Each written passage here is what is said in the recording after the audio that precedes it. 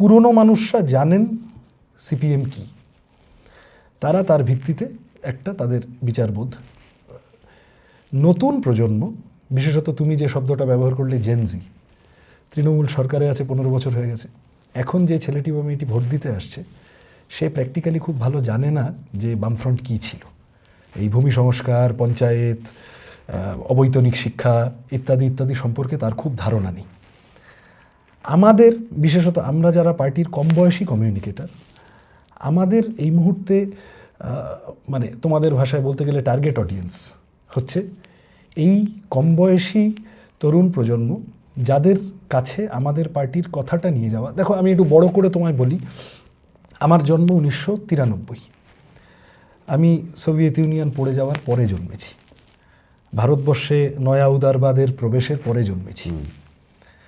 আমার প্রজন্মটাকে শেখানো হয়েছে যে কমিউনিস্টরা গণতন্ত্র দিত না, এই যে আমাদের একটা জাঁকজমক আড়ম্বরের দুনিয়া আমরা দিচ্ছি, ওদেরকে ছেড়ে আমাদের কাছে এসো, সমাজতন্ত্রের ওইসব বস্তা পচা ধারণা ছেড়ে দাও, আমরা এখানে একটা অবাধ গণতন্ত্র দেব এবং প্রচুর অপশান দেব তোমাকে ফ্লারিশ করার, তুমি এখানে আমাদের সাথে এসো ইত্যাদি।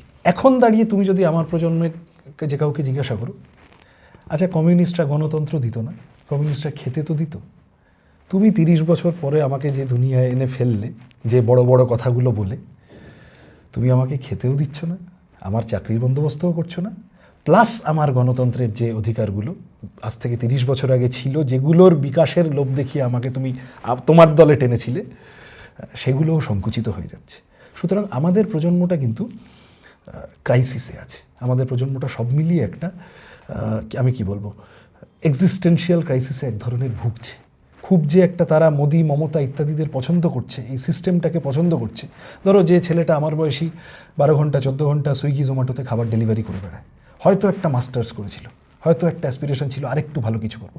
যে ছেলেটা সিভিক ভলান্টিয়ার, তৃণমূলের সরকার আমরা মিছিল বার করলে এই ছেলেটাকে লেলিয়ে দেয় আমাদেরকে প্যাদানোর জন্য, ও ছেলেটা আর কতদিন 9,500 টাকার মাইনেতে চালাবে?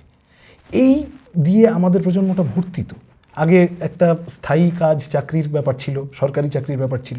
এখন তুমি দেখবে আমাদের প্রজন্মের মাথা থেকে স্থায়ী, নিশ্চিত, নিরাপদ কাজের ব্যাপারটা আস্তে আস্তে আস্তে আস্তে উঠে যাচ্ছে, কোনো মতে কিছু একটা করে কাজ চালিয়ে নেওয়া। এই সংকট থেকে বেরোনোর জন্য কমিউনিস্ট পার্টিকে নতুন করে আবার এই প্রজন্মটাকে কেটার করা জরুরি বলে আমরা মনে করছি।